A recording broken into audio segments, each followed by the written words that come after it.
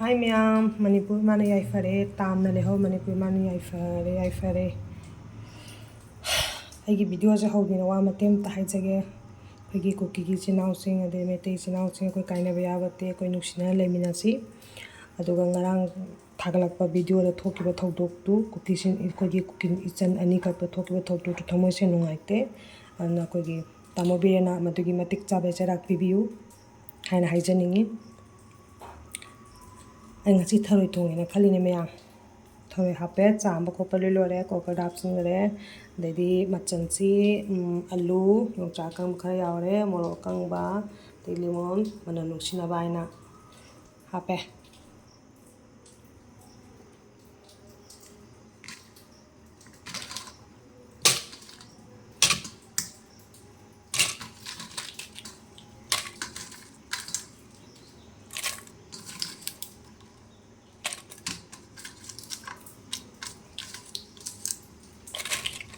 kamage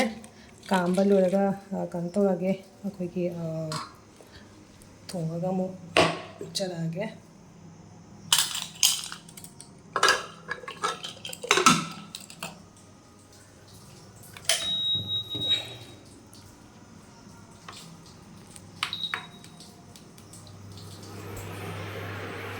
kamba loraga mo thonga charage aina jegi tharu thongba utari je mayam da ko mayam aidi kamai thonga da ge khokka de ge takta banate ko aina thongbi style do ai dam simple ba dam tam na thong aidi anta mathe mana yaw de tam tam thonga sa adu do ne mayam thong utsa bani ko mayam aidi se mari rak ka me ayama tharu je thong ku mari rak ki ka me do ka ma tun ko na ngora ga ko na ga ni ko na iro lang ko na sok to ko ka taw ni ai akoi je na thong ba ko ta du ma to ma thong ni ai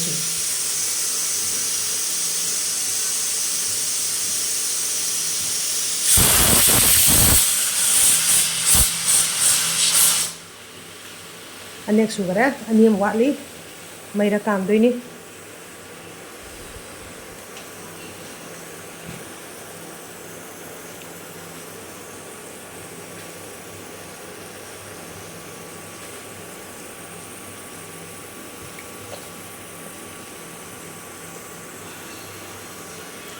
Dena thong bada hapti bakal maru marang sin am samedi haidi sing ama hapa yadre haidi aigi husband sing sabe ade ma skin allergy problem le do nan akoi tha ni mana tiasa kan dadi koi sing dai koi kamena sin ba dai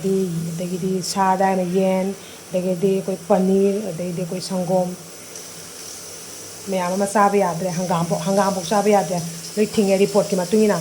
ana sinja ki phanam de manadre khani ani mi ani khang leibina ba sida sinja ko manadre nga na number cha leire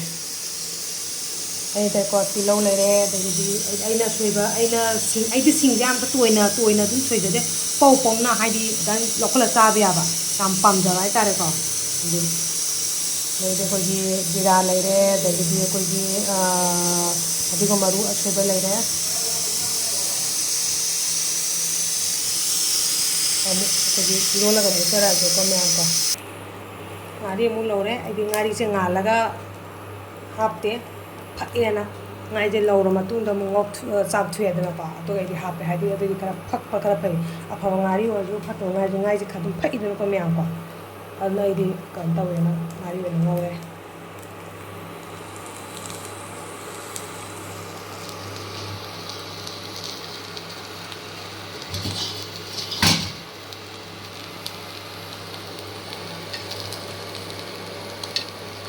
Hawai ngai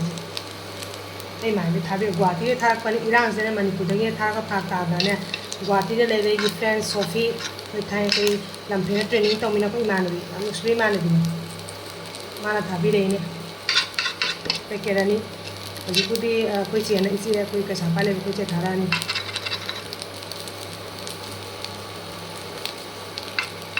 irang sangari kan ta phara sa phangdre yune ta ko phak ta re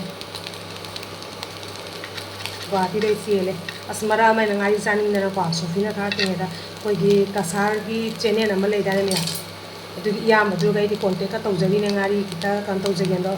lai bak tibam na kasar da su Manipur irani na ke ngari do phang da na du ya madu hai de ꯃꯇꯦꯡ ꯌꯥꯝ ꯄꯥꯡꯅꯤꯡꯉꯤ ꯏꯆꯟꯒꯤꯗꯣ ꯉꯥꯔꯤꯗꯣ ꯁꯤꯁꯨ ꯉꯥꯔꯤ ꯐꯪꯗ꯭ꯔꯦ ꯈꯣꯠꯇ꯭ꯔꯦꯅ ꯍꯥꯏꯌꯦ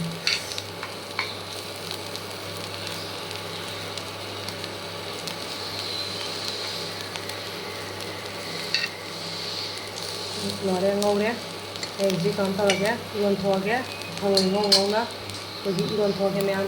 ꯍꯥꯞꯆꯔꯛꯑꯒꯦ ꯊꯔꯣꯏ ꯉꯧꯕ ꯑꯃꯨꯛ ꯏꯔꯣꯟꯕꯁꯤ ꯂꯣꯏꯔꯦ ꯃꯍꯤ ꯈꯔ ꯂꯥꯡꯍꯜꯂꯦꯅ ꯍꯥꯏꯗꯤ ꯑꯗꯨꯝ ꯁꯧꯕꯗ ꯑꯗꯨꯝ ꯃꯍꯤꯗꯣ ꯑꯗꯨꯝ ꯀꯪꯁꯤꯟꯈꯤꯗꯧ ꯂꯩꯔꯝꯅꯦꯕꯀꯣ ꯑꯗꯨꯒꯤꯗꯃꯛꯇ ꯃꯍꯤꯁꯦ ꯑꯩꯅ ꯈꯔ ꯂꯥꯡꯍꯜꯂꯦ ꯃꯔꯨ ꯃꯔꯥꯡ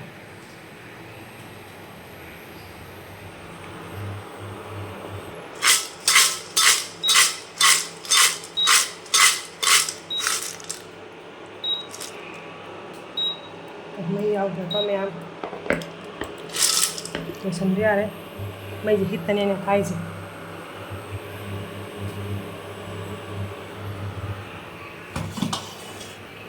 ꯋꯥꯎ ꯉꯁꯤ ꯆꯥꯛꯁꯨ ꯎꯏ ꯂꯥꯎꯏꯍꯦ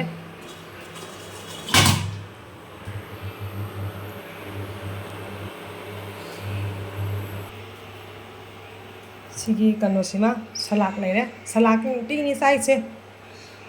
ꯅꯨꯡꯇꯤꯒꯤ ꯁꯂꯥꯛ ꯌꯥꯎꯗ ꯌꯥꯗꯦ ꯑꯩ ꯍꯁꯕꯦꯟ ꯅꯨꯡꯇꯤꯒꯤ ꯁꯂꯥꯛ ꯌꯥꯎꯗ ꯌꯥꯗꯦ ꯁꯂꯥꯛ ꯑꯁꯤꯗ ꯊꯕꯤ ꯈꯔ ꯍꯥꯞꯆꯤꯜꯂꯅꯤ ꯒꯖꯔ ꯈꯔꯃꯨꯛ ꯁꯣꯏꯖꯟꯈꯤꯅꯤ ꯊꯥꯎ ꯍꯩꯔꯦ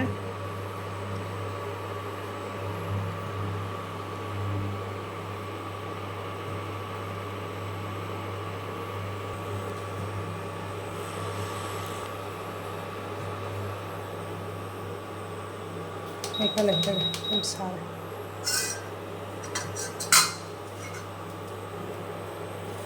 ꯖꯤꯔꯥ ꯍꯥꯞꯄꯦ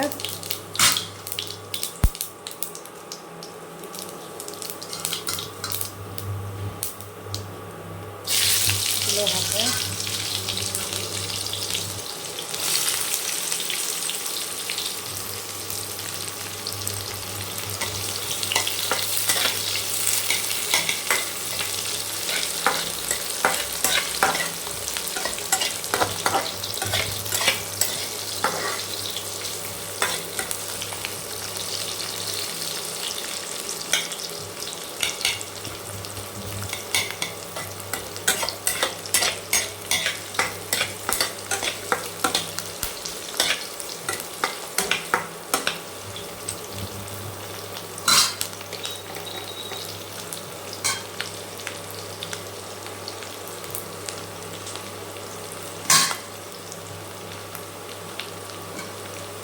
ꯆꯅꯝ ꯍꯥꯞꯆꯜꯂꯦ ꯆꯅꯝ ꯁꯨꯡꯇꯣꯏ ꯇꯣꯏꯔꯣꯏ ꯑꯩꯅ ꯊꯣꯡꯕ ꯏꯟꯖꯥꯡꯗ ꯆꯅꯝ ꯇꯣꯏ ꯍꯥꯏꯗꯤ ꯑꯩꯗꯤ ꯆꯅꯝꯁꯦ ꯑꯗꯨꯝ ꯀꯩꯅꯣ ꯇꯧꯕ ꯍꯥꯏꯇꯥꯔꯦ ꯑꯩꯈꯣꯏꯒꯤ ꯉꯥ ꯑꯇꯣꯞꯄ ꯊꯣꯡꯉꯀꯥꯟꯗꯒ ꯇꯤꯜꯍꯟꯕꯅꯦ ꯆꯅꯝ ꯄꯧꯅ ꯍꯥꯏꯐꯦꯠ ꯁꯨꯔꯒꯀꯣ ꯄꯨꯔꯥ ꯊꯨꯒꯥꯏꯗꯧ ꯍꯦꯟ ꯇꯣꯏꯍꯟꯗꯕꯤꯗꯀꯣ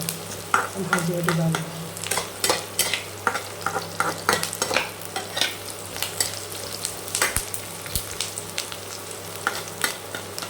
ꯃꯣꯔꯣꯛ ꯈꯤꯇꯪ ꯁꯥꯍꯟꯅꯤꯡꯉꯦ ꯁꯥꯍꯜꯂꯔꯣꯏ ꯍꯥꯏꯗꯤ ꯃꯌꯥꯡ ꯃꯆꯥ ꯑꯩ ꯏꯃꯥꯟꯅꯕꯤꯁꯤꯡꯒꯤ ꯃꯣꯔꯣꯛ ꯌꯥꯝ ꯆꯥꯕ ꯉꯝꯗꯦ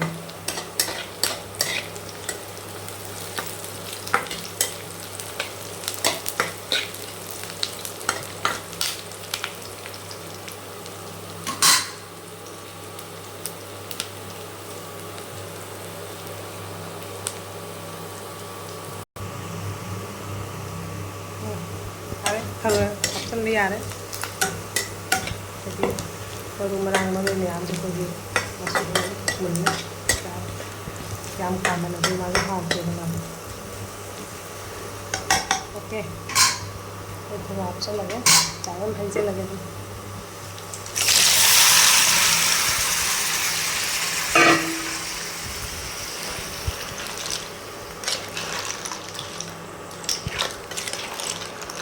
थुमसे ngसाꯏꯅ ꯑꯩꯅ ꯀꯟ ꯏꯔꯣ ꯃꯇꯝꯗ ꯆꯞ ꯆꯥꯕꯤꯗ ꯑꯗꯨꯝ ꯍꯥꯞꯈ꯭ꯔꯕꯅꯤ ꯊꯨꯝ ꯑꯃꯨꯛ ꯍꯥꯞꯄꯔꯣꯏꯗꯤ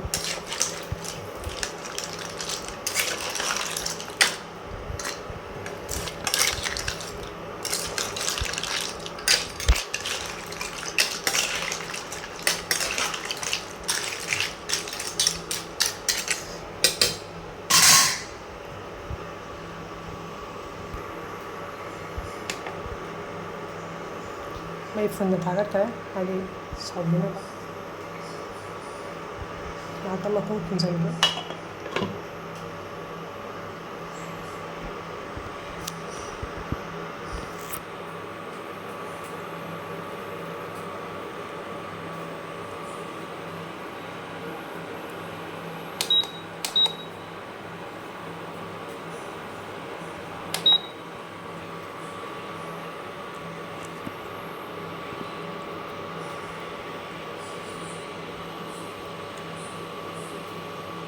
डेली बेसिस में करो क्यों लोरेगी थरोय